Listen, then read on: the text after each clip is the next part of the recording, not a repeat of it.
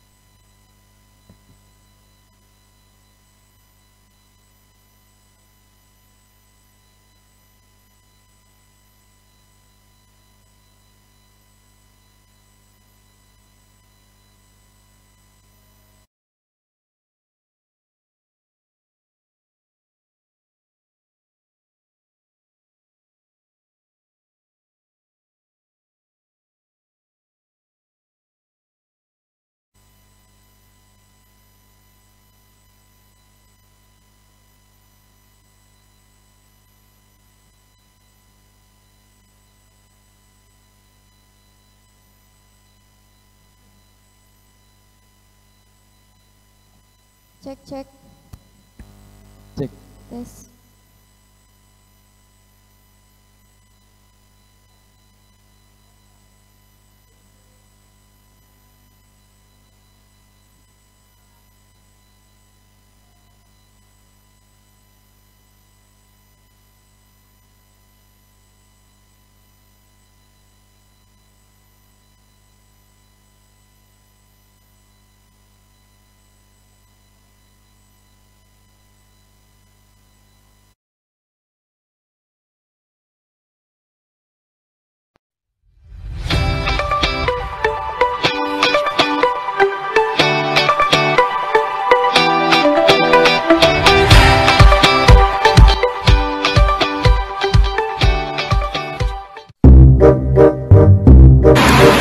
Gimana bunyi?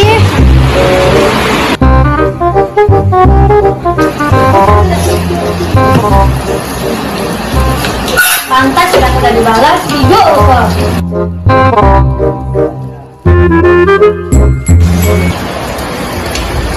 Ojo, bangunlah. Kami tidur lah. Apa Diki? Ganggu aku nih. Emang nak kemana bah? Kami lupa apa. Itu nak pergi acara ni. Acara penting. Lupa aku Ci. Ayolah. Ayo, lupa anak aku ni.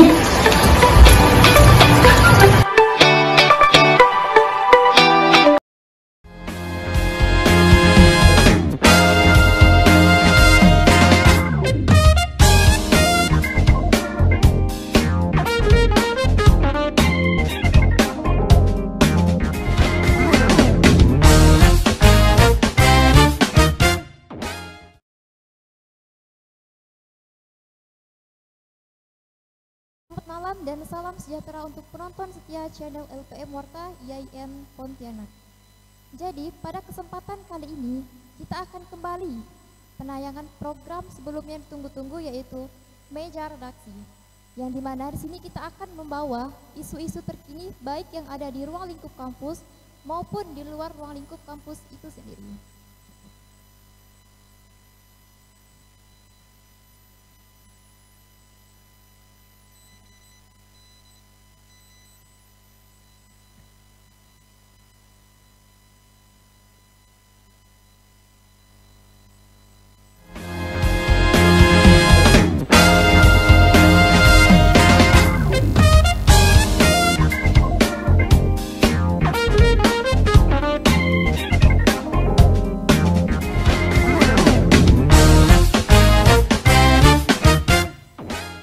Oke, kali ini kita sudah bersama narasumber kita yang sangat keren, yaitu nama Bang Hafiz. Selamat malam Bang Hafiz. Malam. Oke, di sini gimana kabarnya Bang Hafiz? Alhamdulillah baik sejauh ini. Host gimana hostnya? Alhamdulillah baik juga. Apa sih? Jadi di sini berdasarkan apa dari profil dari Bang Hafiz sendiri, Abang sekarang sebagai status mahasiswa program studi pendidikan bahasa Arab semester 8 ya? Ya benar. Gimana Alhamdulillah. kuliahnya Bang? Alhamdulillah begitulah ya. Baiklah ya. Ya alhamdulillah. Abang juga berasal dari Pemangkat Sambas ya? Ya benar sekali. Jadi di sini dia beberapa dari pengalaman organisasi Abang. Wow, ini keren banget sih. Abang adalah mantan Ketua Umum HMPS Pendidikan Bahasa Arab periode 2020 sampai 2021. Abang juga seorang anggota dari Forum Mahasiswa Kecamatan Pemangkat dan Pangkas sebagai Kabid Humas. Ya, Kabid Humas benar, terus sekali.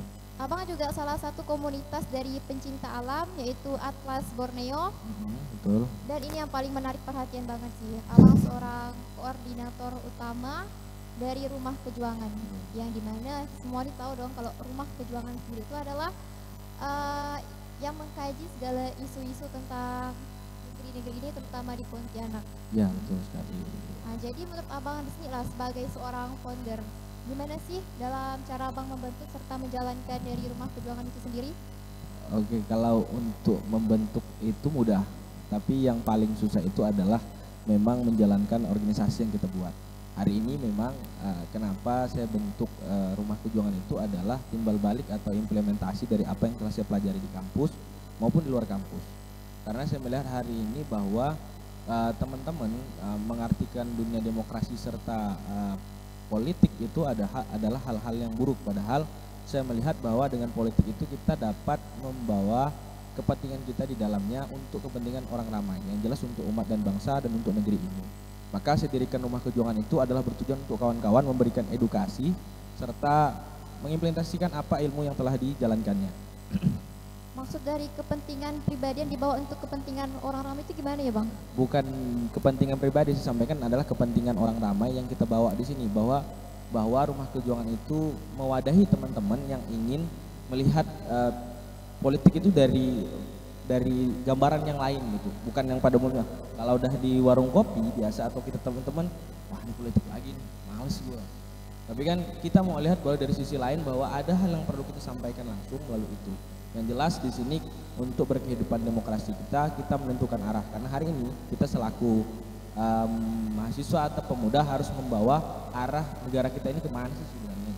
Terus membawa gerakan-gerakan yang kita buat ini sebenarnya kemana sih. Dan dapat menganalisa saja sih yang paling intinya gitu. Pergerakan dari seorang mahasiswa ya Bang? Iya, mahasiswa dan pemuda.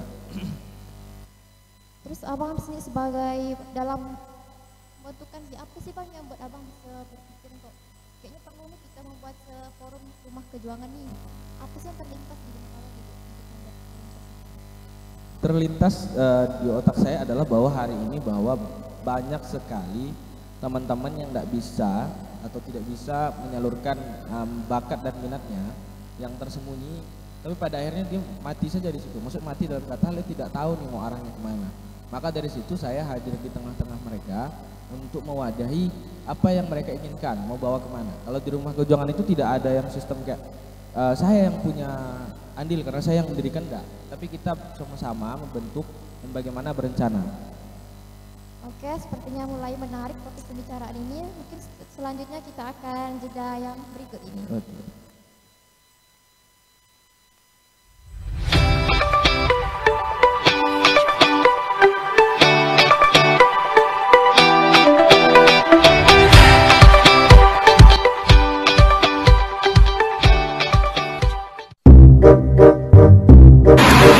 Gimana gue?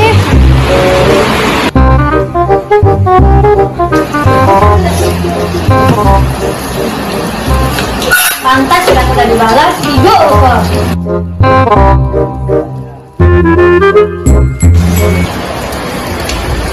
Ojo, bangunlah. Kami tidur belum?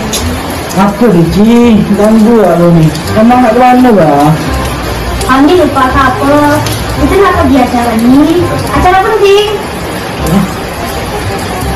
Lupa aku Ci. Ayolah. Ayo, lupa anak aku nih.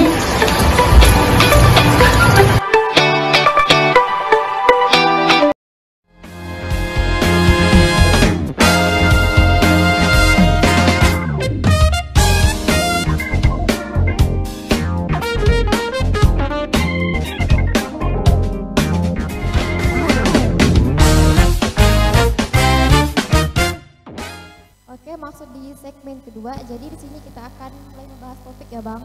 Politik kampus. Politik kampus dapat dikatakan sebagai suatu ajang politisasi oleh para pelaku politik di negeri ini. Namun apakah hanya sebatas itu? Tentu tidak. Gerakan organisasi-organisasi besar di kampus seperti pemilihan dari pergerakan dari ketua BEM maupun senat mahasiswa juga dapat dikatakan sebagai politik. Mengapa demikian?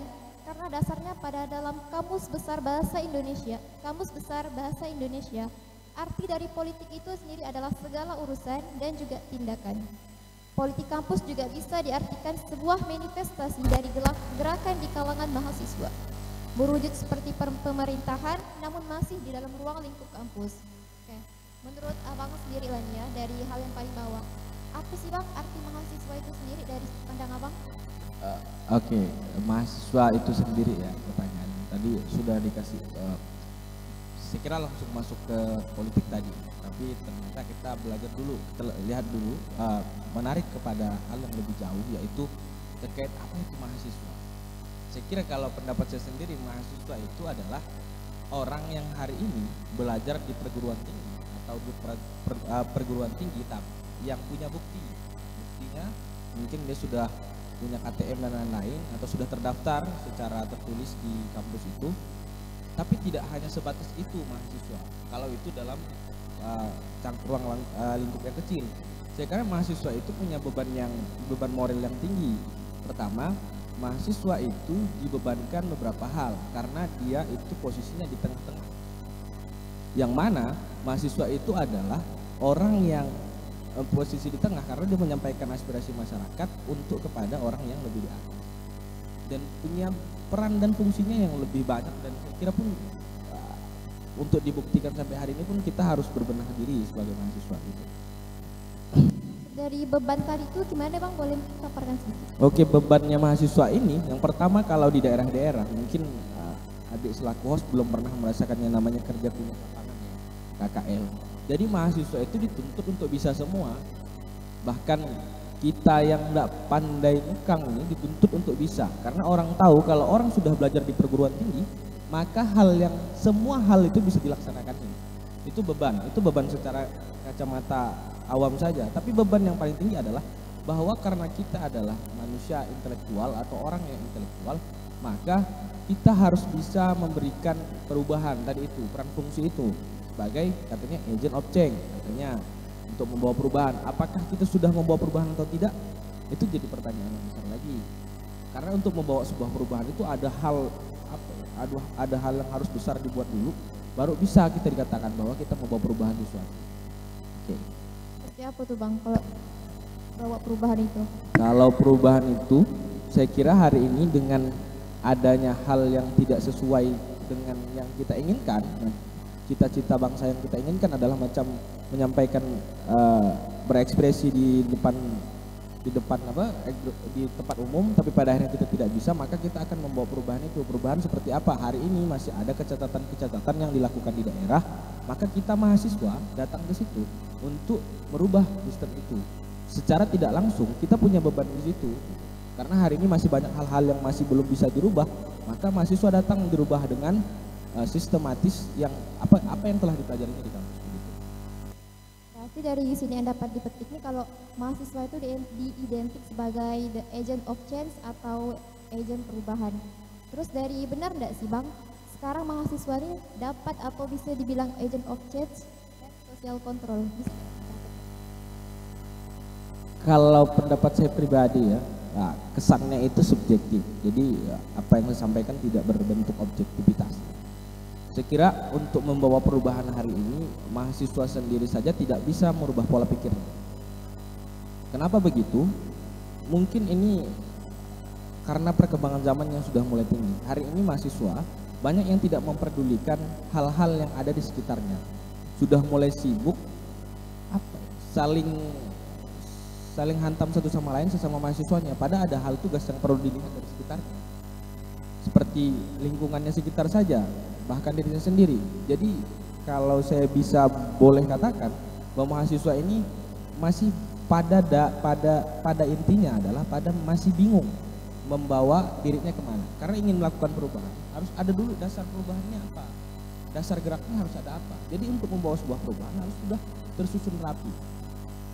Nah, begitu, saya kira begitu. Kalau untuk agent of kontrol sosial juga masuk ke tadi situ. Kalau mahasiswa belum bisa melihat sekitarnya atau belum sadar akan apa yang ada pada dirinya, beban yang dibawanya, maka tidak akan sampai kepada agent of kontrol sosial. Walaupun banyak hari ini teman-teman kita yang sudah melakukan gerakan untuk membuktikan bahwa mahasiswa itu adalah agent of control sosial. Dengan demonstrasi-demonstrasi serta narasi-narasi yang diberikan oleh teman-teman, itu juga sudah masuk dalam agent perubahan atau agent kontrol sosial. Tapi tugas-tugas yang lain itu mungkin masih banyak kali ya, mungkin gitu sih. Jadi di sini agent of change sangat berjalan dan berpengaruh besar ya dalam mengontrol sosial gitu. Ya. Itu ada sih Bang dari agent perubahan ini dampak mungkin jelek untuk kedepannya gitu, atau mungkin bakalan memberikan pandangan yang lumayan bakalan memajukan negeri ini. Ada sih dari sudut pandang Abang? Kalau perubahan itu baik ya, semuanya perubahan baik. Pada tahun 98 abang-abang kita berjuang untuk melakukan sebuah perubahan saya kira. Dan sebagai bentuk kontrolnya juga kepada pemerintahan dan lain-lain. Dan perubahan itu berefek sangat baik untuk hari ini, tapi ada satu hal yang kita perlu bawahi. Kalau kita tidak menyiapkan barang setelah kita membuat gerakan, maksudnya tindak lanjut dari gerakan yang kita buat, hasilnya ini mau dibawa kemana itu yang mungkin sampai hari ini belum bisa kita pikirkan. Maka harapan besar saya, kita selaku pemuda hari ini juga berpikir bukan sebelum melakukan gerakan, tapi setelah gerakan kita hilang dan bingung. Maka kita harus sudah siapkan semuanya, karena kita diajari kan banyak hal di kampus kan. Apalagi kalau kawan-kawan yang ikut organisasi di kampus ini kan diajarkan benar-benar tuh bagaimana menata dan yang lain-lain. Maka tata dengan baik gerakan-gerakan yang dibuat. Gitu sih. Ini melalui pergerakan-pergerakan yang dibuat dengan mahasiswa. Tapi gini, Abang setuju tidak sih sama istilah kadang tuh pergerakan-pergerakan di mahasiswa tuh terkadang memprovokasi? Gerakan mahasiswa memprovokasi. Ada ya sih menurut Abang setuju tidak dengan cuplikan dari yang saya dapat dari artikel? Ada yang bilang gitu ya? Kayak misalnya ini menjerumuskan. Contohnya kayak misalnya bukan menengahi, tapi malah memprovokasi. Ada bahasa gitu. Oh, pendapat itu kita sayangkan gitu. Gerakan kalau tidak ada provokasi, bagaimana gerakan mau terjalan dengan baik? Saya kira provokasi itu jangan diartikan bahwa hal ini adalah hal yang negatif. Ini yang saya heran kadang-kadang ketika kita melakukan sebuah bahasa provokasi, itu dinilai hal yang negatif. Tidak. Saya kira provokasi itu adalah bentuk bagaimana kita menguasai atau memobilisasi massa untuk ikut dalam gerakan yang kita buat. Tanpa provokasi bagaimana kegiatan-kegiatan ataupun gerakan-gerakan yang kita buat? Kalau bahasa lainnya propaganda lah, kalau ada beberapa itu. Mungkin begitu. lumayan penting juga ya, karena untuk mempergerakan suatu forum atau komunitas tertentu. Iya, untuk menggerakkan untuk mobilisasi ya perlunya provokasi. Kalau tidak ada provokasi bagaimana mau mobilisasi? Kalau saya. Tapi terkadang provokasi di sini ini Bang, kalau kita lihat dari kalangan mahasiswa sendiri lah ya, itu nih kan kadang nih tidak semua mahasiswa tahu tentang permasalahan, tapi tuh ikut hanya sebatas lewat pemikiran atau omongan biasa gitu. Gimana ya, kalau saya pribadi melihat teman-teman yang seperti itu, mungkin ada hal yang ingin dicapainya, tapi dia bingung nih, kayak misalnya kalau gerakan-gerakan akhir-akhir ini ya, banyak teman-teman kita ikut tapi tidak tahu apa itu tuntutannya. Maka pentingnya mengetahui dulu isu apa yang dibawa supaya tidak mudah terprovokasi. Nanti bahasa-bahasa di lapangan itu pasti banyak hal-hal yang terjadi karena dari narasi-narasi yang diberikan, dari ujaran-ujaran. Bahkan pernah ya, ini kalau cerita pengalamannya, pernah saya dibilang provokasi oleh salah satu ketua BEM di Sambas ketika saya ngisi materi, katanya bahasa-bahasa saya mau provokasi. Saya tidak memprovokasi sedikit pun. Walaupun itu bentuknya provokasi, saya ingin kawan-kawan itu punya nilai juang atau daya juang yang tinggi agar bisa memperjuangkan isu yang hari ini ada hadir. Saya cuma menyampaikan kenapa alasan kita harus membuat gerakan. Karena yang pertama adalah ini sangat bahaya untuk negara kita, begitu saya kira. Ya, Bu. Jadi kadang suka diartikan sama negatif Padahal tidak sama sekali. Dalam gerakan itu sudah biasa provokasi. Iya. Pemikiran itu kalau emang pemikirannya jelek atau kembali kadang provokasi itu dianggap sebagai negatif. Ya, itu tadi saya kira kita itu ditakut-takuti dengan istilah-istilah sebenarnya. Itu saja sih. Oke Bang, terima kasih Bang. Mungkin lebih seru nih di segmen selanjutnya setelah yang jeda iklan berikut ini. Semoga saja.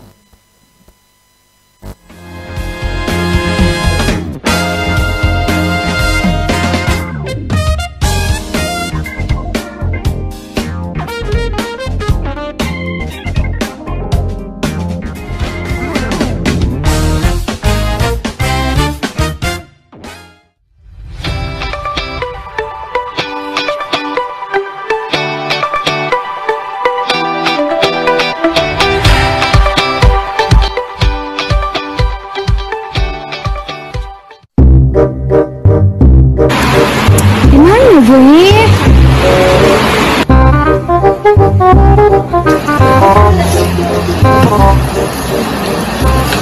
Pantas tidak sudah dibalas, hidup kok.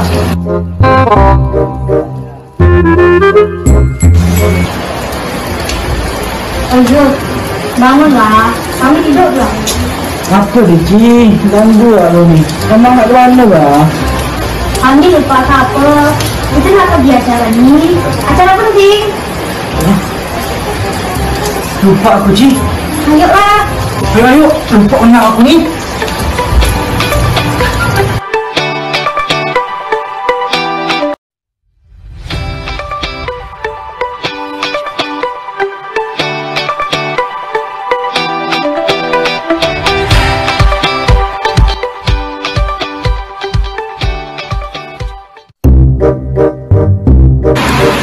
Gimana Jui?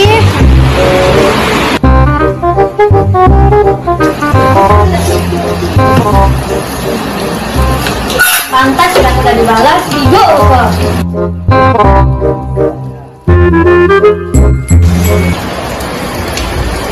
Ojo, bangunlah, kami tidurlah. Apa Dici? Ganggu aku nih. Emang nak kemana bah? Kami lupa apa? Itu nak pergi acara ini, acara penting.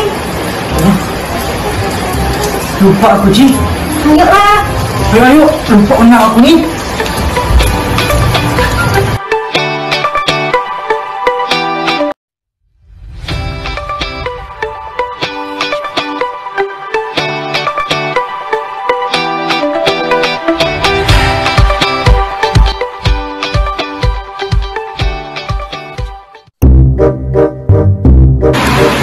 Gimana Jui?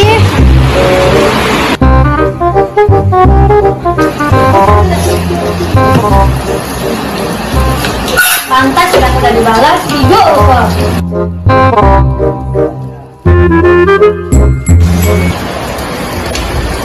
Ojo, bangunlah, kami tidurlah. Apa Dici? Ganggu aku nih. Emang nak kemana bah? Kami lupa apa? Itu nak pergi acara ini, acara penting. Lupa aku Ci. Ayolah. Ayo, lupa anak aku nih.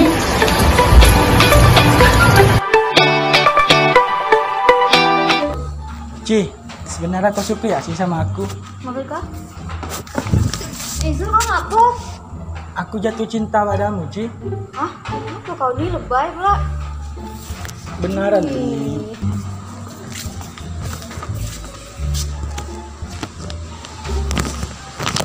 Apa nih, Ci? Entah, tak tahu.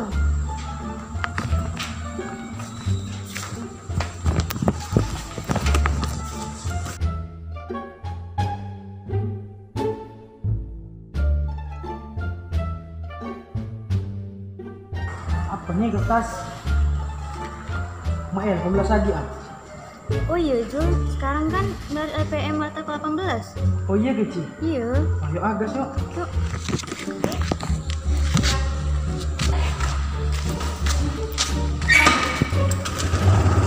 Dah? Ya.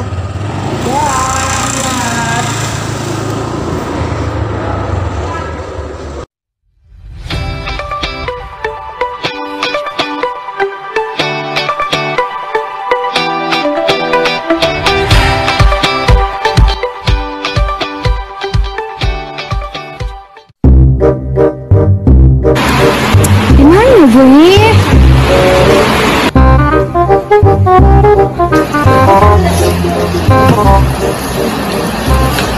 Pantas tidak sudah dibalas, hidup kok.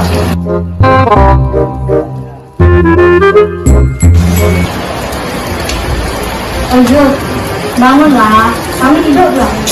Apa Dici? Ganggu aku nih. Emang nak kemana bah? Kami lupa apa? Itu nak pergi acara ini, acara penting. Lupa aku Ci. Ayolah. Ayo, lupa anak aku nih.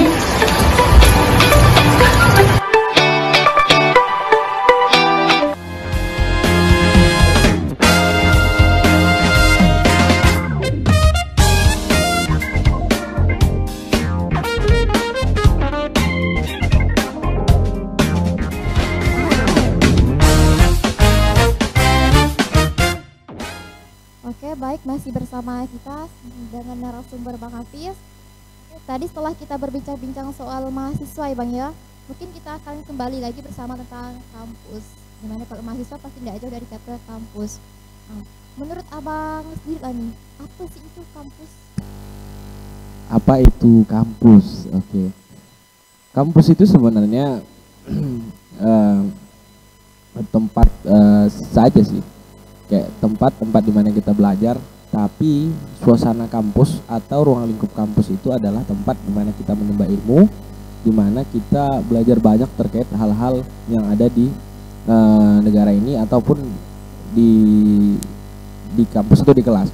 Jadi saya kira kampus itu adalah tempat bagaimana mahasiswa itu disuntikkan pemikiran-pemikiran baru ataupun perubahan-perubahan baru yang dalam pikirannya dan hal-hal yang baru. Jadi memang setelah kita masuk ke kampus, saya pribadi banyak pikiran-pemikiran yang sudah mulai berubah. Bukan berarti dalam artian sudah berubah kepada hal yang jelek, tapi berubah kepada hal yang lebih positif. Jadi kampus itu tempatnya kita belajar lah dari semua hal. Jadi kampus itu kan bukan hanya identik kita dengan kita masuk kelas saja, tidak. Tapi kantin juga kan bagian dari kampus. Di situ juga kita banyak bertukar pikiran dengan tukang kantinnya, mungkin sama teman-teman yang lain. Salah satunya ini unit kegiatan mahasiswa kan juga jadi tempat belajar. Ini kan termasuk bergabung dalam kampus juga. Terus tadi yang maksud disuntik dengan pemikiran-pemikiran yang positif macam mana sih Bang? Nah, kalau disuntikan dengan pemikiran yang positif itu, saya kira adalah bahwa ketika kita masuk ke kampus kan kita kosong nih. Iya. Ya, tidak benar-benar kosong, tapi ada. Tapi ketika kita masuk, kita bertemu dengan beberapa senior, mungkin bisa dibilang kakak tingkat. Kalau kita di IN bilang kating. Senior, kita sudah mulai nih diberikan pemikiran bahwa sebenarnya mahasiswa begini. Saya tadi bisa berbicara bahwa mahasiswa adalah agen perubahan dan agen kontrol sosial. Itu juga didapat dari apa yang telah saya ketika masuk dalam kampus. Kalau dulu saya waktu siswa mana saya tahu bahwa mahasiswa itu seribet ini. Di pikiran saya mahasiswa duduk datang belajar wisuda gitu. Tapi tidak ternyata gitu. Jadi saya kira memang suntikan-suntikan itu adalah bukan dalam artian kita ini lagi kembali lagi bukan istilah saja. Jadi ketika kita ingin menarik simpatik dari orang, silahkan hasilkan apa istilah-istilah yang itu. Jadi kan tadi kan kayak saya berikan suntikan positif. Jadi host tuh tertarik tuh, wah ini apa nih istilah apa lagi nih dikeluarkan gitu. Jadi saya kira suntikan itu adalah maksud tadi bahwa kita diberikan pemikiran baru, dibukalah cakrawala berpikir kita untuk bagaimana sama-sama memikirkan negeri ini ya minimal dari sekitarnya, mungkin dari kampusnya atau dari orang-orang di sekitarnya, tetangga ataupun keluarganya. Mungkin begitu, Bu Host. Kalau bahas masalah suntikan pemikiran yang positif lah Bang. Iya. Biasa kalau kata positif itu tidak jauh dari kata negatif. Nah, Ada tidak sih sisi negatifnya menurut Abang sendiri? suntikan. Ya, kesan negatifnya cuma satu. Apa tuh? Kira-kira tahu enggak? Pikiran negatifnya itu satu aja, bahwa kita dituntut untuk ikut dalam pikirannya. Karena saya kira ketika kita disuntik, kita itu harus punya pemikiran yang bukan jauh berbeda, sama, tapi punya cara pandang yang berbeda lagi. Ketika kita disuntik dengan hal yang baik itu, negatifnya biasa adalah kita langsung ikut saja nih, tanpa klarifikasi. Tapi itu punya tingkatan. Di semester bawah kita disuntikkan, di semester-semester berikutnya kita harus bagaimana bisa melihat apakah yang disampaikan oleh senior tadi itu benar. Jadi ketika kita disuntik ada negatifnya tidak. Negatifnya adalah ketika kita terlalu masuk ke dalam alam bawah pikiran dari senior itu tadi. Ini kembali lagi sama seorang itu ya. Iya, karena sudah mahasiswa ketika disuntikan jangan samikna langsung dengar samikna langsung taat gitu kan, jangan. Jadi dipikirkan dulu nih, dilihat dulu apa yang disampaikannya apakah benar atau tidak. Jadi dicari dulu kebenarannya. Karena kan tidak semuanya disampaikan itu benar. Masalah kampus itu berarti tidak hanya belajar di dalam saja ya Bang ya? Iya tidak, saya kira tidak. Saya malahan banyak belajar di luar kelas dibanding dalam kelas. Jadi dalam kelas ya kita cukup dalam satu hari berapa jam gitu ya kan. Terus di luar kelas. Jadi kalau waktu di awal itu saya tidak jarang sekali di rumah karena memang banyak menghabiskan waktu di kampus. Waktu itu juga kan di waktu di HMPS kan saya staff juga masih semangatnya sampai pada akhirnya usaha yang saya buat memang menuai hasil sampai pada akhirnya saya terpilih lah menjadi ketua umum MPS PBA tadi itu. Kalau bahas masalah suntikan yang tadi lah ya Bang ya, terus Iya. mencari di luar kampus. mungkin tidak sih kita bisa mendapatkan suntikan pemikiran dari luar kampus yang akan mempengaruhi ketika masuk di dalam ruangan kampus.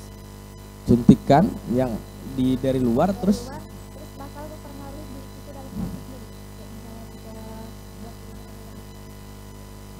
pun dalam diri. saya kira menarik apa yang disampaikan. Saya kira melihat begini, suntikan apapun bentuknya ketika kita mahasiswa bertemu dengan yang lain, kembali lagi, apakah suntikan di luar akan mempengaruhi kita di kampus, lihat lagi ke pribadinya lagi. Apakah dia sudah melihat lebih jauh, apakah dia sudah dapat data yang faktual, atau cuman mendengar segelintir orang atau sepihak. Yang terkadang adalah ketika ada salah satu orang telah dapat suntikan dari luar kampus, terus membawa ke kampus ini, dia tidak punya rem. Saya kira punya rem dulu. Apa yang disampaikan di luar kampus kan kita yang dalam kampus yang lebih harus tahu kan. Dia yang harus lebih tahu kampus kita. Kenapa tiba-tiba ada datang orang dari luar bilang, oh kampus lu kayak gini. Terus lu langsung ikut? Enggak kan? Kalau host sendiri gimana kira-kira? Ya harus kita pilih dulu. Maka saya kira mempengaruhi atau tidak tergantung lagi terpengaruh atau tidak. Oke. Mungkin dari apa yang disampaikan oleh orang itu harus membawa dulu orang pembawaan penyampaian bagaimana. Dan yang disampaikan ini yang dapat informasi ini harus benar-benar melihat apakah itu benar atau tidak. Itu saja kata kuncinya. Harus punya kacamata yang besar. Bukan kacamata kayak host ini kan kacamata saja gitu, ya kan? Oh, ini saya kacamata hitam nanti gelap saya melihat dunia kan? Iya betul. Anggapan mahasiswa yang sekarang ini mereka seakan acuh tak acuh dengan isu atau permasalahan yang ada di kampus, bahkan sampai ke negara kita. Saya kira tidak ada lagi. Ada pasti ada. Cuman hari ini teman-teman itu mungkin sudah muak dengan gerakan-gerakan yang dibuat. Mungkin dia peduli, cuman dia kayak kalau aku bergerak juga ngapain? Itu teman-temanku yang lebih aktif silahkan. Jadi saya kira ada segelintir orang masih acuh tak acuh kayaknya sudah tidak ada. Rata-rata peduli dan tahu. Cuman kepedulian lagi. Kepedulian kan ada lebih tingkat yang lebih tinggi. Kita sampai pada hari ini kita peduli berarti referensi kita itu sudah banyak. Mungkin teman-teman acuh yang tidak acuh belum menemukan keasikan dalam dunia gerakan dan dunia mahasiswa mungkin dia masih nyaman dengan dunianya, masih nyaman dengan perkopiannya di luar, masih nyaman dengan kasurnya, mungkin kan kasur kosnya yang harga 1 juta ada AC, mungkin masih nyaman kayak gitu. Dibanding dengan kita yang hari ini aktif, memang gak ada waktu untuk beristirahat kalau saya pribadi. Kalau yang mahasiswa acuh tak acuh tersebut, apakah bisa juga dikatakan sebagai change dan juga social control?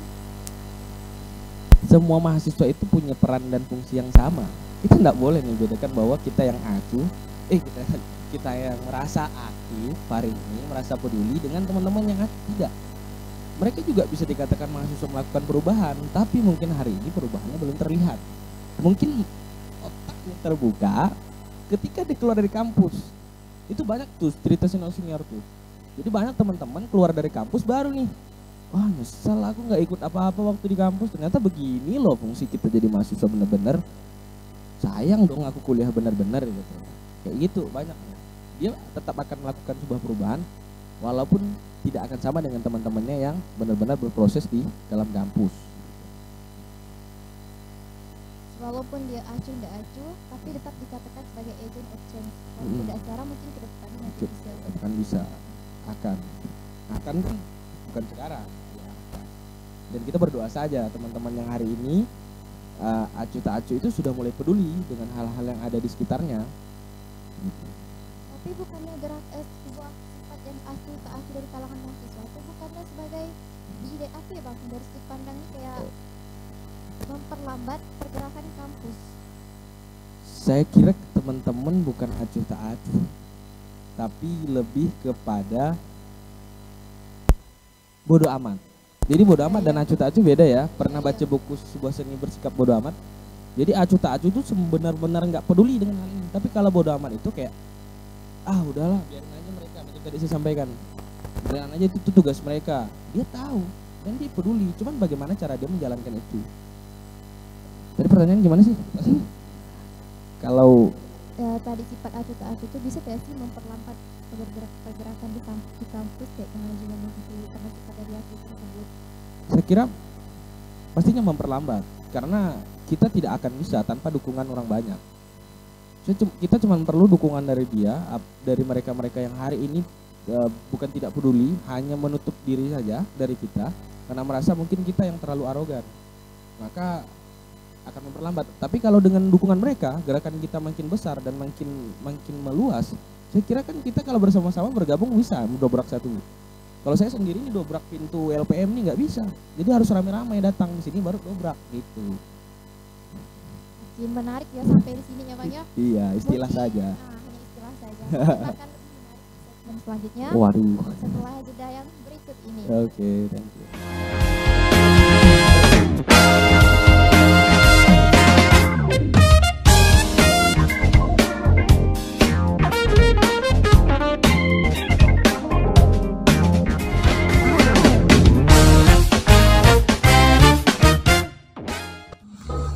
Ci, sebenarnya kau suka ya sih sama aku? Mobil kah? Zul, kau ngaku? Aku jatuh cinta padamu, Ci. Hah? Kenapa kau ini lebay pula? Beneran. Ih,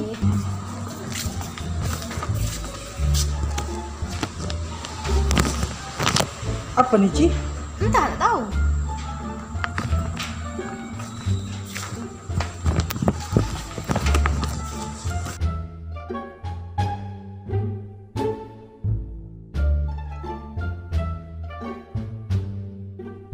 Apa nih kertas?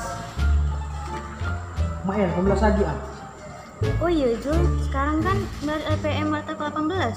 Oh iya ke, Ci? Iya. Ayo agas yuk. Yuk.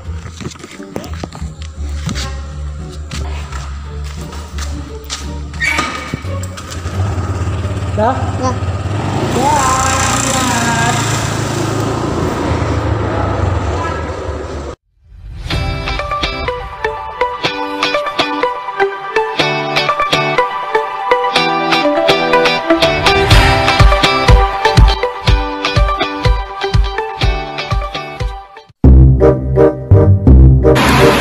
Gimana Juli?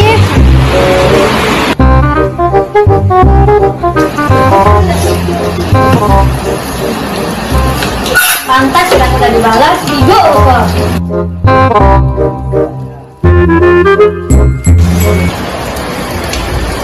Ojo, bangunlah. Kami tidur belum?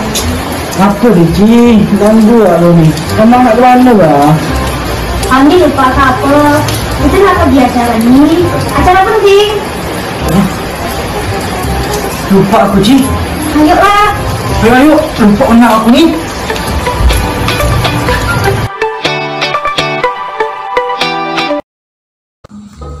Ci, sebenarnya kau suka ya sih sama aku? Mobil kah? Zul, kau ngaku? Aku jatuh cinta padamu, Ci. Hah? Kenapa kau ini lebay pula? Beneran. Ih,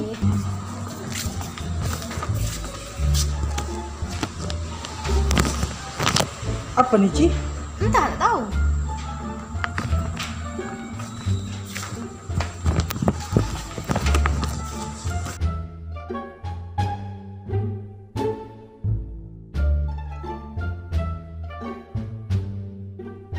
Apa nih kertas?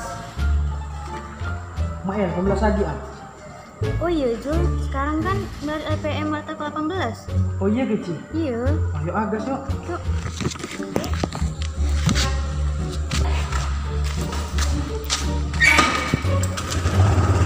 Dah? Ya.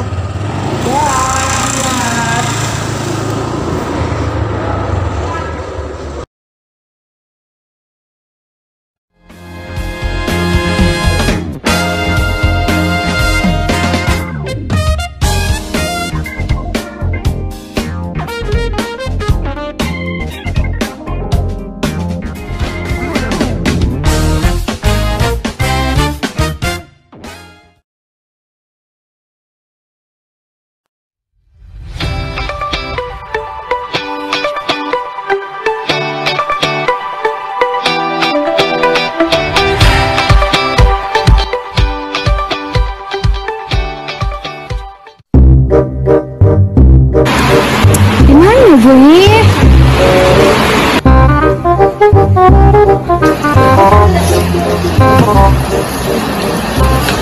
Pantas sudah sudah dibalas, hidup kok.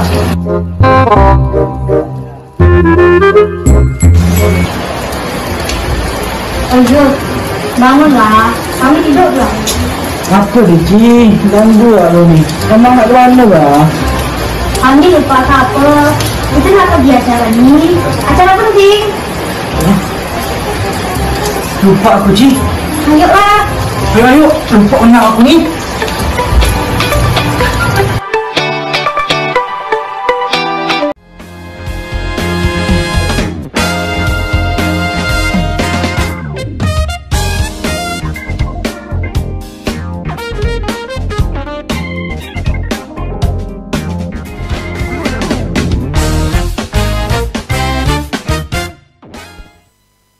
Oke, baik, terima kasih kepada para penonton setia kita yang masih menonton channel ini. Setelah tadi kita membahas tentang mahasiswa maupun tentang kampus, tibalah di topik utama kita yang yaitu tentang politik kampus. Asing dong dengan politik kampus, apalagi dalam dunia perkuliahan. Oh tidak, saya terlibat kok. Terlibat emang. Tidak, maksudnya gitu. Jadi menurut abang sendiri tadi ya, politik kampus tuh apa sih? Sebenarnya itu sudah dipaparkan lebih jelas oleh host tadi di awal, bahwa hari ini banyak yang salah paham akan politik kampus.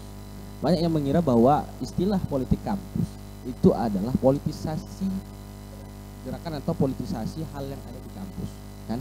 Pada akhirnya dinamakan ataupun diberikan istilahnya politik praktis. Saya kira politik kampus itu adalah gerakan-gerakan yang dibuat oleh kawan-kawan di dalam kampus yang mana belajar melaksanakan pelaksanaan di negara ini, pemerintahan negara ini. Maka dibentuklah pemerintahan yang ada di dalam kampus, dari mulai presidennya, gubernurnya, bupatinya, sampai hingga ke ketua kelas itu kecamatan kalau saya bilang ya gitu. Saya kira politik kampus itu ini belum masuk pendapat saya kan. Saya mengartikan politik kampus itu adalah suatu hal yang dibuat oleh kawan-kawan gerakan yang ada di dalam kampus untuk menuju kepada kepentingan mahasiswa. Mana di sini kepentingan mahasiswa untuk dilaksanakan lagi dan lagi sebagai bentuk belajar bagaimana memimpin atau menjalankan sebuah negara atau sebuah kalau kita di sini sebuah organisasi kemahasiswaan. Jadi kita ini menjadi skop kecil saja atau lini terkecil untuk belajar bagaimana pada akhirnya kita keluar kampus juga mendapatkan pelajaran-pelajaran bahwa sebenarnya berpolitik atau berdemokrasi seperti yang ada di kampus ini. Mungkin begitu sih kalau politik kampus yang saya kira yang saya pahami selama ini. Tadi pada merujuk tentang kepentingan mahasiswa. Iya. Kadang kalau kita dengar tentang politik itu biasa diidentik dengan kekuasaan, jabatan yang biasa menimbulkan perdebatan sama persaingan. Iya. Mungkin tidak sih politik kampus nih bukan untuk kepentingan mahasiswa saja, tapi ada unsur untuk kepentingan pribadi di dalamnya. Kepentingan pribadi. Kalau kepentingan pribadi saya tidak setuju. Tapi kalau kepentingan kelompok mungkin. Karena untuk kepentingan pribadi apa sih yang bisa kita ambil dari kampus ini? Kan tidak ada hal yang besar yang bisa kita membuat kita besar di sini sendiri. Tapi mungkin ada hal itu kepentingan mahasiswa di backup atau diorganisir oleh beberapa kelompok yang mungkin tetap selalu dalam dunia politik itu tidak melahirkan sebuah yang adem ayem saja, kita santai aja kayak bicara kita gitu kan. Jadi tetap harus sama lagi nih, tetap ada yang namanya perdebatan, karena tadi ini masing-masing akan bukan merebut ya, akan membawa kepentingannya. Misalnya kalau calon ini dan calon ini pasti ada hal yang ingin dibawanya dengan kacamata yang berbeda sebenarnya. Tujuan mereka sama untuk memajukan kampus ini mungkin ya. Nah, tapi pasti ada hal yang harus dibuat karena dalam politik itu perang-perangan juga. Strategi-strategi yang dipakai dalam pemenangan sesuatu pasti strategi perang yang dipakai. Nah, kalau kawan-kawan yang balak di situ biasa baca buku Sun Tzu dan buku-buku referensi dalam dunia politik yang lainnya lah. Ini kan misalnya abang bilang seolah-olah politik kampus itu jalannya oleh seolah kelompok-kelompok, dijalankan oleh seorang kelompok tertentu lah misalnya ya. Bukannya di situ jadi ajang bang.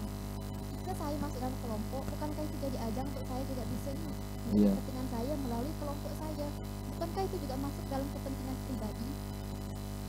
Ya tadi balik lagi ke pertanyaan saya sebenarnya, apa sih yang bisa kita dapat kalau misalnya kita pribadi untuk penokohan?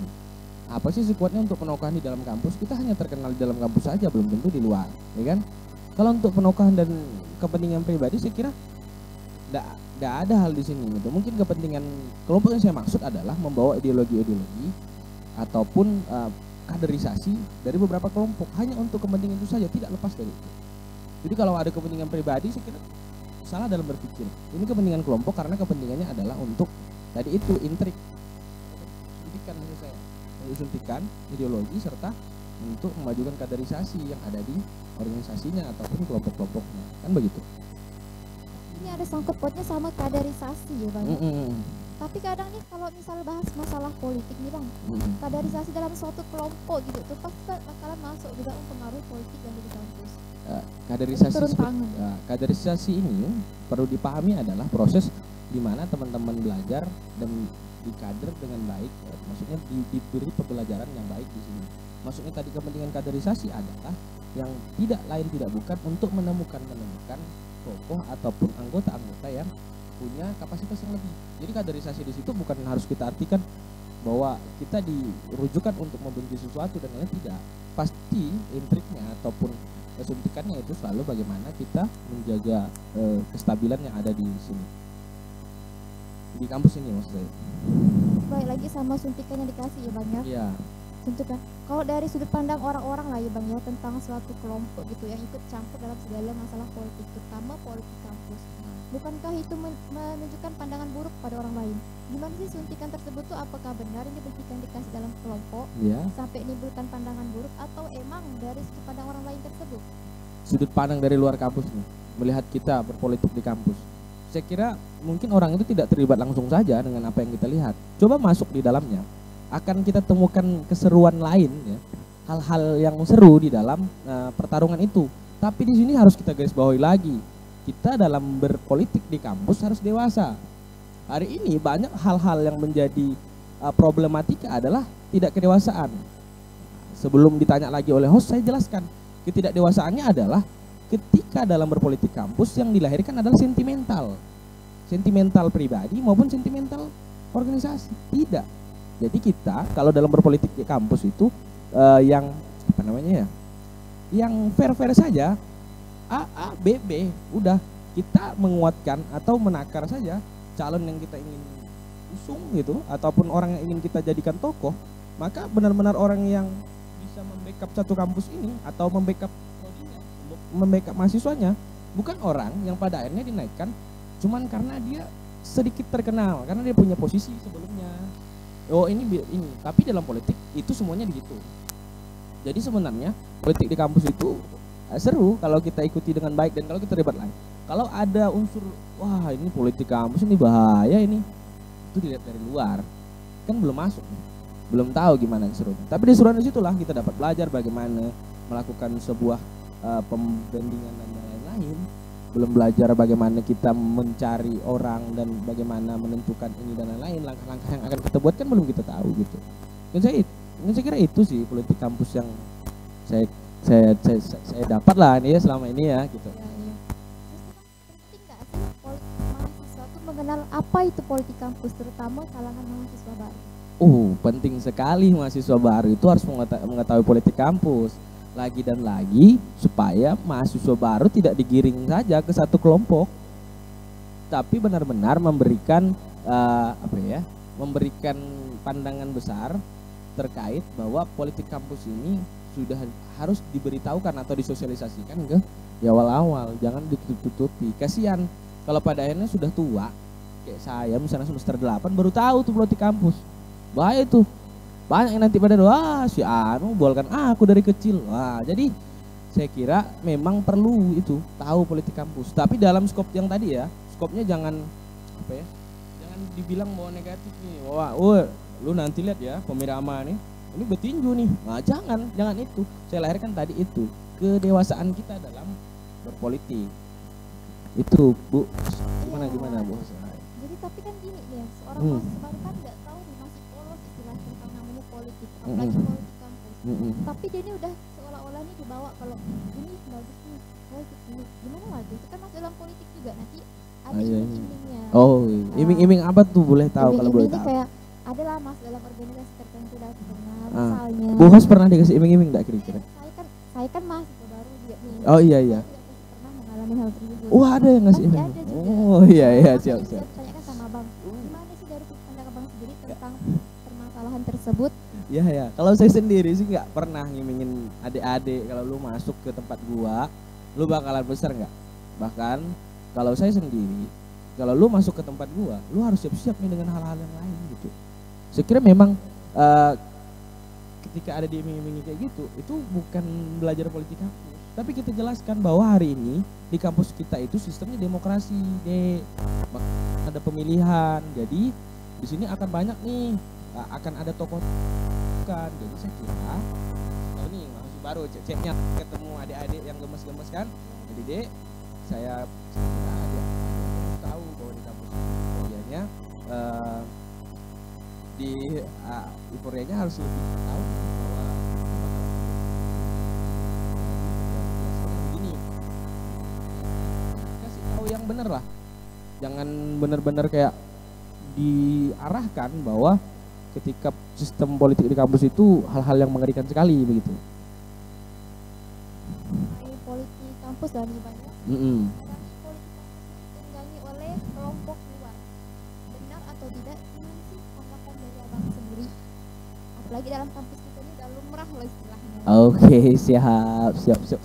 Kelompok luar nih, apa Ya, dulu ya. harus kasih skop yang baik nih. Kelompok luar gimana dulu nih? Kelompok luar yang biasa, yang paling lagi hitsnya gitu Pak ya.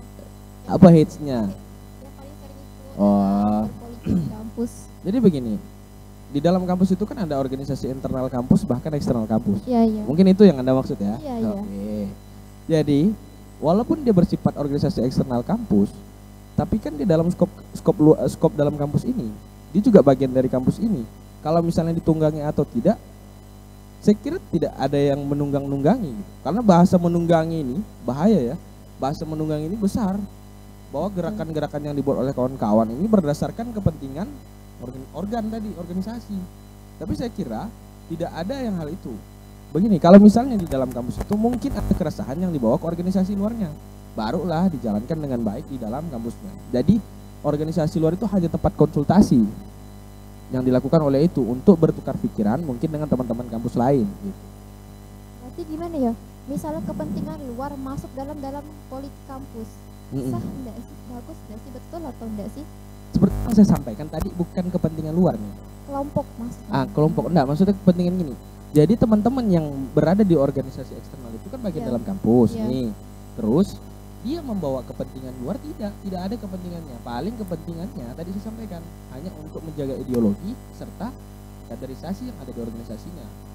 Dan sah atau tidak, ini pendapat lagi. Secara saya objektif, jangan pakai bahasa tunggangi, tapi kalau keterlibatannya mungkin. Dan itu sah-sah saja dalam dunia politik. Hari ini kalau di negara kita banyak gerakan-gerakan yang dibuat untuk menuju pesta kita nanti di 2024 ini, itu mungkin bagian dari dalam itu. Tapi kan tidak semua kepentingan yang dibawa itu harus sejalan dengan kepentingan si orang yang memberi gitu. Tapi dalam kampus itu tidak sepraktis itu deh, tidak sepragma itu, tidak seperti yang kita bayangkan bahwa kepentingan ini harus dibahayakan. Bahwa orang-orang yang ada di organisasi internal itu kan juga di dalam kampus, dia juga merasakan apa yang dibawa. Maka kepentingannya bukan kepentingan luar, kepentingan dalam, cuman dia di luar itu hanya tempatnya konsultasi dan melakukan gerakan itu ya. Terus mengenai hiporia lah ini. Hiporia. Euforia ya. Hiporia pemilih. Saya izin minum ya. Ya.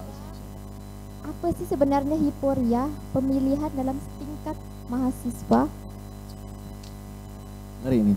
Saya kalau tidak salah pemilihan itu dari zaman Tamam, habis Bang Tamam Bang Sopi ya. Langsung Bang Sopi, terus ini si Khalil. Jadi sudah ada 3 pemirama yang saya lalui dari saya semester 1 hingga semester 8. Ya. Hiporia. Euforia ini kan sebenarnya apa ya, suasana, situasi gitu. Kalau kita lihat memang euforia di IAIN ini belum semencekam yang lain. Saya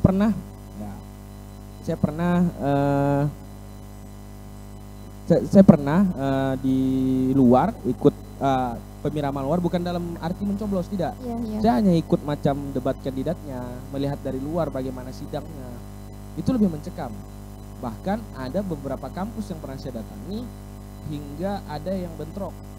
Belum pernah kan kita terlihat di sini. Kalau di sini kan ya kayak adem, IAIN nih kayak ya udah gitu. Kalau marah cuman euforianya, serang-serangannya yang agak di saya yang enggak serang itu adalah serang-serangan narasi, menuding-nuding sana sini yang pada akhirnya membuat konflik. Tapi nggak apa-apa, itu sah, nggak apa-apa. Tapi kurang serak di saya, kurang elegan dalam berpolitik. Kenapa tidak kita memfokuskan saja penokohan pada diri kita?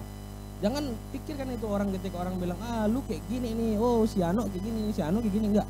Kalau saya berpikir politik yang elegan, ketika ada orang menghantam, kenapa kita harus hantam balik? Kan belum tentu benar apa yang dihantamnya. Jadi euforia pemirama atau euforia pemilihan dan berpolitik di kampus ini sejauh ini tidak ada yang benar-benar mencekam, dan tidak ada juga yang sejauh ini sampai kita itu singgung-singgungan besar. Maksudnya singgung-singgungan sampai fisik tidak ada. Mungkin dari narasi, mungkin dari pribadi, tidak saling tegur, itu yang saya tidak suka tuh. Euforia itu yang saya tidak suka, tidak dewasa gitu dalam berpolitik gitu. Euforia di sini masih aman lah ya istilahnya. Masih terkesan aman, walaupun ada beberapa hampir, mungkin di zaman abang-abang kita pernah cerita tuh 2000 berapa gitu, zaman pemilihan siapa pernah yang sampai pecah-pecahan. Mungkin senior-senior kita ada pernah kali ya ngelihatnya gimana bentrok-bentroknya gitu. Tapi kalau sejauh ini 3 kali nggak ada sih yang bentrok-bentrok benar gitu. Bagaimana sih Abang tentang pembagian kursi jabatan setingkat organisasi mahasiswa? Oke. Ini nih yang susah nih, saya ingin jawab. Tapi kita coba ya, udah sama-sama nih Bu. Kalau di negara itu sistem kursinya itu pakai persenan gitu ya, persenan suara biasanya. Berapa banyak milih partai ini. Cuman yang untuk di kampus kita sendiri kan tidak ada sistem partai. Semuanya diusung langsung dari mahasiswa. Ini yang bingung nih ketika kita menentukan. Maka di sini ini yang banyak menjadi kecurigaan kawan-kawan. Tadi pertanyaan-pertanyaan seperti Ibu Pos tadi, apakah ini tunggalnya atau tidak? Nah, begitu kan. Jadi saya kira untuk pembagian kursi bukan hak saya. Tapi kalau saya sendiri, kalau boleh nih ya, kalau saya jadi presiden mahasiswanya untuk pembagiannya, mungkin saya kira kita kan sudah melakukan penjaringan. Kenapa tidak untuk pembagian kursinya kita sistem perwakilan saja? Kenapa tidak perwakilan saja? Kalau saya kira tidak sistem perwakilan. Kenapa tidak? Karena gini, kita diusung mahasiswa, nggak ada partai nih. Kalau di Indonesia udah tahu nih, si partai ini dapat berapa kursi, si partai ini dapat kursi. Jadi jumlah kursinya jelas dan transparan. Hari ini kita kan diusung dari mahasiswa, kan? Dari mahasiswa. Bagaimana mau pembagiannya? Jadi kalau untuk ngambil jalan tengahnya, saya kira sistem perwakilan saja. Dikirim dari masing-masing fakultas, diberilah slot-slotnya berapa orang. Bukankah kalau misalnya kita nengok dari perwakilan ya Bang ya? Iya. Bukankah bakal menimbulkan perdebatan Bang di kalangan misal per fakultas gitu? Iya. Bukankah ada iri, dengki, pasti balik lagi sama perdebatan. Kenapa Bang? Jadi tetap itu sangat efisien. Saya kira gini, kalau kita udah bagi dengan baik di setiap fakultas ya, itu sudah bagi dengan baik, jangan ada iri dong. Berarti salah di internalnya di fakultas. Kalau masih ada yang iri-iri, itu kan sistem keterwakilan itu kan saya kira penting. Karena apa tadi? Kita tidak ada sistem partai. Kalau sistem partai kan gampang nih, orang anggota partai yang partainya menang ya sekian kursi dapat. Sekarang kan nggak bisa nih, kita mau bagi gimana? Daripada menimbulkan kecurigaan, saya kira ke sistem keterwakilan. Misalnya dalam susunan kabinet ada 20, berarti setiap fakultasnya kita ambil 5 orang. Itu jalan tengah saja yang mungkin saya ajukan supaya tidak menimbulkan kecurigaan. Karena ketika sudah mendengar politik, curiga itu selalu dijalankan. Kecurigaan itu selalu dijalankan. Kalau kalau nengok dari lingkup fakultas lah ibangnya dari Iya, iya. ini kan berdasarkan sama misalnya saya milih kau sebagai perwakilan untuk fakultas kita. Iya. Di sini kan bukannya kalau kita nengok kenyataan yang ada, bukankah itu juga ada unsur dari kelompok luar gitu Kelompok. yang ikut dengan demi kepentingan kelompok dia sendiri. Kau maju karena kau adalah kelompok kami. Istilah tersebut tuh menurut abang gimana lah tanggapan abang sendiri? Kalau saya sendiri yang udah juga bergerak ya, saya juga di luar kampus, saya organisasi eksternal kampus juga. Oh ya. Tidak ada titah atau perintah dari organisasi luar itu seperti itu, Dek. Jadi di luar itu berikan adalah kamu dinaikkan ini bukan untuk pembagian kursi, tidak ada, Dek. Tapi untuk bagaimana ketika kau menjadi tokoh di kampus ini, berapa banyak orang yang bisa kau kader gitu, Pak. Berapa orang proses kaderisasi di dalam kampus harus tetap terlaksana dengan baik. Tidak ada istilah bahwa lu dinaikkan supaya lu dapat bagi-bagi jabatan. Ini yang salahnya kalau politik di kampus sudah kayak gini, bahaya nih. Ini udah kayak negara banget kita kalau udah ada sistem. Kalau gua naik lu jadi mendagri. Nah, nggak boleh kayak gitu. Kalau saya pribadi enggak, kalau saya jadi itu. Tapi fokus mungkinnya kalau misalnya tadi adik bilang kalau ada nih hasutan-hasutan dari luar. Apakah ada sistem pembagian kursi? Tidak ada, Dek. Jadi pembagian kursi itu tetap harus dikembalikan kepada orang ini. Fokus organisasi di luar hanya konsultasi hingga dia menjadi tokoh itu. Dan deal-dealannya hanya kaderisasi. Apakah kaderisasi organisasi kita akan jalan ketika kamu naik? Itu saja. Begitu. Berarti di sini balik sama ada kaderisasi ya. Ya. Tapi kaderisasi dari kelompok luar tuh kalau dalam itu campur dalam masalah politik kampus itu bukannya bakal merusak tatanan politik di kampus. Karena segala itu misal kita tengok secara apalah ya sekarang ini mereka ini cenderung kayak kalau misalnya kaderisasi ini banyak otomatis sudut pandang kita pakai ini pasti bagus dalam kaderisasi dalam organisasi kita. Mungkin tidak sih kita pakai dalam politik kampus tidak merusak gitu karena dari sudut pandang organisasi sendiri. Saya kira tidak. Kalau politik itu tadi kan kita itu tidak menggunakan hal-hal seperti itu. Kita kembalikan lagi ke hati nurani anggota kita. Kita nggak boleh nih tak-takan bahwa anggota kita yang tadi tergabung di organisasi eksternal harus milih ini nggak ada. Jadi maka saya bilang tadi bukan kembali kepada organisasinya hari ini, tapi orang yang dikontestasikan apakah sudah siap ikut kontestasi atau tidak, apa layak atau tidak gitu. Nah begitu saja. Jadi kalau untuk organisasi luar saya kira tidak banyak ikut campur lah terkait hal ini. Lebih baik kita di dalam saja menjaga dinamika daripada harus orang luar yang menjaga dinamika.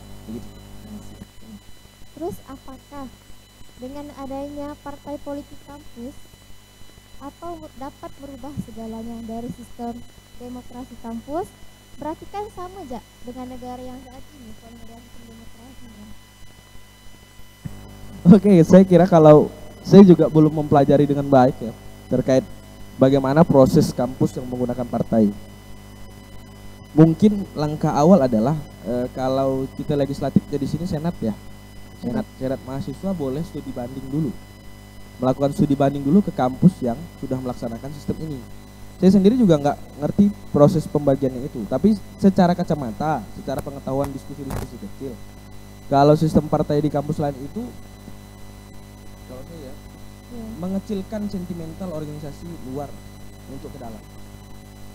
Karena tadi nih gara-gara diusung mahasiswa, host ini kan selalu curiga nih ada dalang, ada udang di balik batu. Ya. Nah, jadi saya kira untuk memperkecil itu maka terjadilah nih sistem partai. Tapi sebelum melakukan itu, untuk kecocokan mahasiswa IAIN atau tidak, maka boleh senatnya atau legislatifnya yang mengatur segala bentuk pemirama itu kan gawainya senat. Karena dia adalah legislatif menyerap aspirasi kan. Nah, maka di situ dia harus melakukan studi banding dulu. Kalau untuk saya jelaskan, saya kurang paham karena saya bukan di senat juga. Saya cuma diskusi kecil. Cuman yang saya ketahui kayak gitu. Kalau misalnya partai ini jadi partai pemenang hari ini di kampus ini, maka kursinya akan dibagi sekian persen dengan partai-partai yang lain. Partai lain tetap dapat kursi, tapi tidak akan sebanyak teman-teman yang memenangkan partai itu. Terus maksud persenan, maksudnya suara itu adalah suara terpilihnya BEM yang kita usung dan DPM kalau di luar itu senat Dewan Perwakilan Mahasiswanya. Berapa suara orang yang kita usung, maka dikomodasikan dapatlah persenan. Itu bentuknya kayak gitu. Tadi abang bahas masalah partai. Partai sekian jadi kita naik, tapi nggak semua diajarkan abang di awal tentang masalah partai juga. Abang ini sebenarnya setuju atau enggak sih dengan sistem perpartaian tersebut? Kalau saya pribadi ya, melihat sebenarnya, coba kita benahi dulu sentimental yang dibuat atau paradigma berpikir, persepsi akan pemirama ini ya.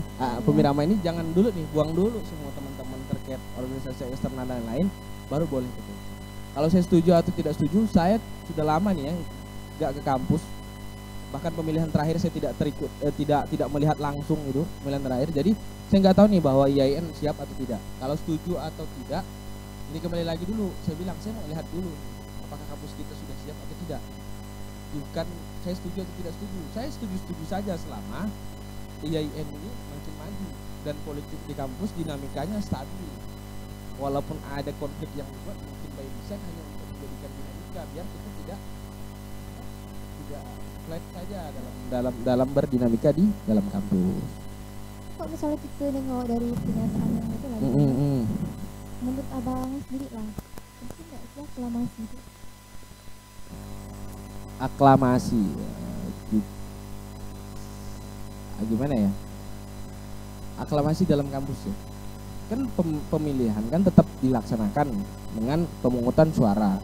Semua mahasiswa harus memberikan hak memilihnya ketika penyiraman. Terus bagaimana kalau misalnya terjadi calon tunggal? Calon tunggal itu mungkin yang kita artikan hari ini adalah aklamasi. Sebenarnya tidak ada yang benar-benar terpilih aklamasi. Setahu saya nih, kalau merujuk kepada KPU atau pelaksana pemilu ya, pelaksana pemilu, saya nggak mau nyentuh kampus nih karena saya nggak tahu sistemnya, karena semuanya diatur tuh di undang-undang pemilihan. Di undang-undang pemilihan RI itu, pemilu di KPU RI itu, ketika ada calon tunggal misalnya di suatu daerah maju, maka tetap akan dilaksanakan pemilihan, tapi melalui lawannya adalah kotak kosong.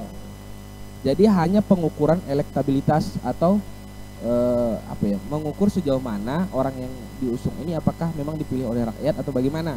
Itu saja untuk pengukurannya. Setelah itu maka baru dilaksanakan.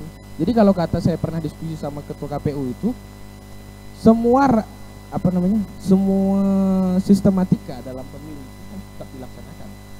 Jangan sampai ada satu bagian pun yang kita hilangkan di tengah-tengah, karena semuanya sudah diatur di dalam undang-undangnya. Nah, kalau undang-undang IAIN sendiri, saya tidak mengamati dengan baik. Mungkin kawan-kawan yang punya mengamati bagaimana hasil undang-undang pemilihan itu yang mungkin lebih paham terkait itu. Aklamasinya bagaimana nih? Apakah aklamasinya langsung ditunjuk langsung atau ada lagi istilah lain setelah itu? Itu kan semuanya diatur di undang-undang pemilihan. Dan kongres terakhir itu, kongres KBM itu saya tidak ikut. Karena saya tidak jadi bagian kampus lagi. Maksudnya saya tidak punya jabatan lagi di kampus yang untuk menjadi perwakilan kampusnya. Mungkin adik-adik saya di PBA nyuruh saya masuk, mungkin saya udah adek, ini udah zamanmu mungkin kayak gitu. Tadi abang bilang masalah tentang aklamasi nih, abang nggak ikut turun tangan langsung lagi bang dalam kampus ini. Tidak lah, saya kan bukan pelaksana, bahkan peserta pun saya bukan. Terus dari sudut pandang abang sebagai seorang mahasiswa sendiri lah, aklamasi yang abang tengok dalam kampus ini seperti apa sih? Aklamasi dalam kampus? Ya, dan sebagai seorang mahasiswa biasa istilahnya. Sah, cuman tadi sistematika, penjalanannya lagi. Bagaimana dengan undang-undang hari ini? Kan saya sah-sah saja ketika memang tidak ada calon lagi yang melalui tahap seleksi, gagal di beberapa tahap, terus ada cuma calon tunggal, saya secara demokratis sah saja. Bukan berarti itu ada hal-hal yang dimana kan tidak, itu sah saja ketika calon tunggal. Dan kalau misalnya ada yang gagal terus nggak terima atau tiba-tiba nggak terima dengan aklamasinya, mungkin itu yang perlu kita benahi sama-sama, undang-undang dan sistematika pemiramannya mungkin yang masih ada terjadi miskomunikasi atau kita bilang kesalahan teknis, mungkin begitu. Kalau aklamasi sah atau tidak? Sah. Kalau saya pribadi sah. Penggunaan aklamasi kebanyakan di sini masih bagus begitu, masih dianggap kayak relevan kan untuk kampus kita? Kalau ada yang namanya aklamasi atau tidak, sebenarnya aklamasi itu menentukan arah kampus ini. Hari ini ketertarikan kawan-kawan menjadi pimpinan kampus atau pimpinan mahasiswa nanti sudah berkurang kalau ada aklamasi. yang lebih bagusnya untuk menjaga dinamika politik kampus, maka harus banyak orang yang bertarung di dalamnya. Dan kalau sampai pada aklamasi, ada yang salah nih dari mahasiswa IAIN hari ini melihat politik. Mungkin gara-gara gini, udah nih politiknya jelek nih, kita nggak usah ikutan lah. Ini kayak gitu kali ya, di pemikiran teman-teman kali ya, saya nggak kira. Tapi yang saya kira bagusnya lagi kalau banyak petarung. Jadi jangan sampai ada, kalau bisa. Saya garis bawahi kalau bisa jangan sampai ada, biar melihatkan kampus IAIN adalah kampus yang sangat demokratis. Bersih sih nggak tahu ya. Ya. Semoga saja bersih, aman pokoknya. Sangat menarik sekali pembicaraan kali ini. Saya juga menarik nih. Oh iya, siap. Oke, selanjutnya dengan jeda iklan yang satu ini.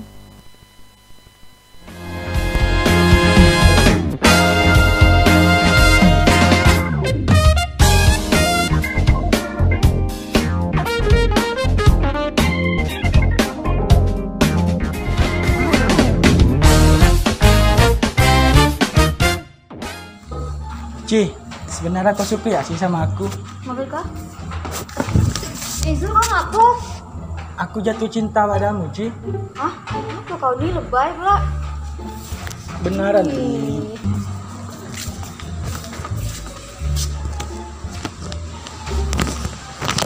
Apa nih, Ci? Entah, tak tahu.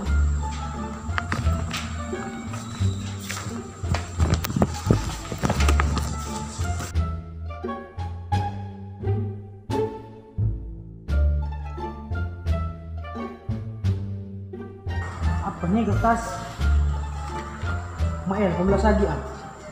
Oh iya Zul, sekarang kan dari LPM mata ke-18. Oh iya Ci? Iya. Ayo agas yuk. Yuk.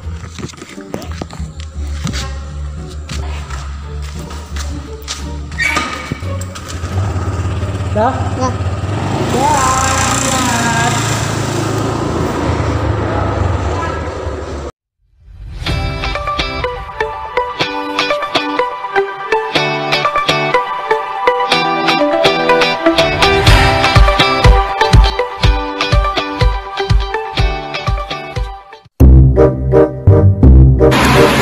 Gimana Juni?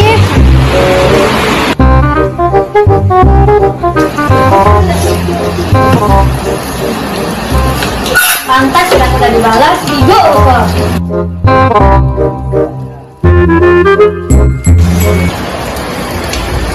Ojo, bangunlah. Kami tidur belum? Apa Ci? Ganggu aku nih. Emang nak kemana bah? Kami lupa apa. Itu nggak pergi acara ini. Acara penting. Lupa aku Ci. Ayolah. Ayo, lupa anak aku nih.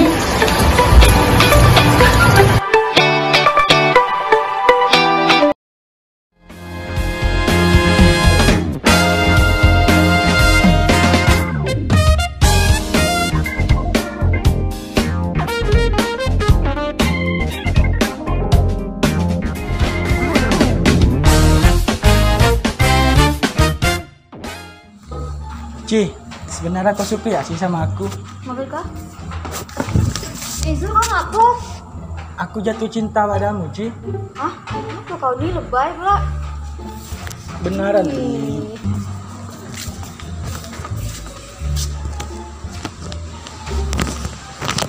Apa nih, Ci? Entah, tak tahu.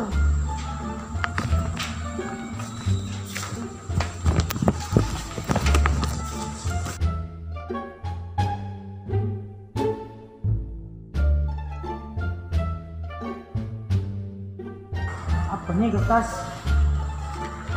Mael, 12 lagi ah. Oh iya Zul, sekarang kan dari LPM mata ke-18. Oh iya Ci? Iya. Ayo agas yuk. Yuk.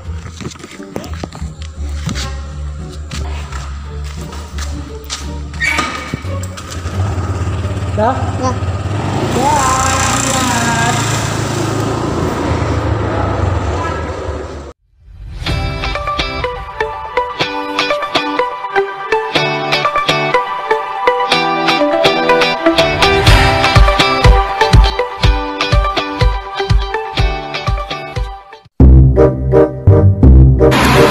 Gimana ya Juli.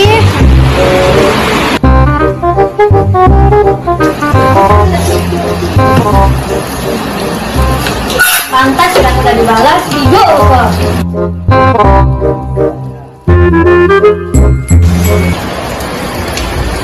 Ayo, bangunlah. Kami tidur belum? Apa Diki? Ganggu aku nih. Emang nak kemana bah? Kami lupa apa. Itu nak pergi acara ini. Acara penting. Lupa aku Ci. Ayolah. Ayo, lupa anak aku nih.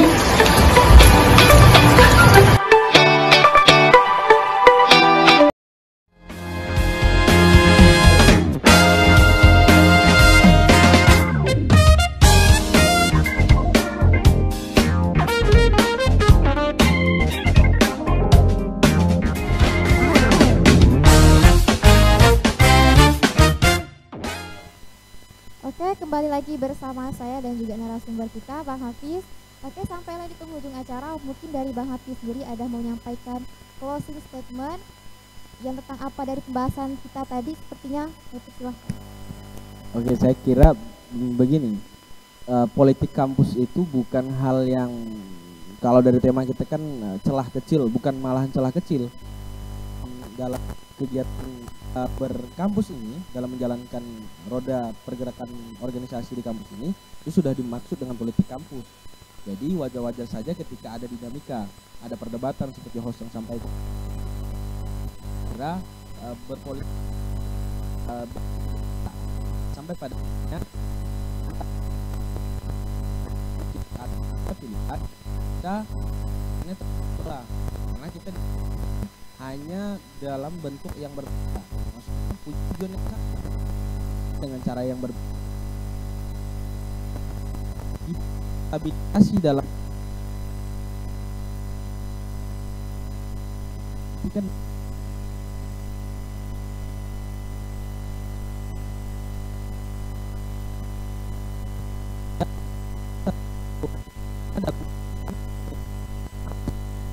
hari ini ketika ada yang itu bukan politik yang elegan, bahkan tampilkan atau takar benar-benar orang yang benar-benar bisa membawa aspirasi kawan-kawan selaku mahasiswa, atau orang yang benar-benar bisa mewakili kawan-kawan untuk menjadi pimpinan. Maka saya ucapkan terima kasih banyak untuk kawan-kawan LPM Warta IAIN ini telah memberikan ruang saya untuk bicara, walaupun sebenarnya saya tidak pantas untuk bicara hal ini karena saya hanya anak kantin kampus saja, bukan anak organisasi kampus. Mungkin itu saja, saya kembalikan lagi ke Ibu host yang paling cantik. Oke. Ya, terima kasih Bang Hafiz atas sedikit closing dari statementnya. Mungkin sampailah di penghujung acara kita. Mohon maaf apabila ada kesalahan kata maupun tingkah laku dari saya. Saya Evi Nurhayani selaku host kali ini meja redaksi pamit undur diri. Wassalamualaikum warahmatullahi wabarakatuh.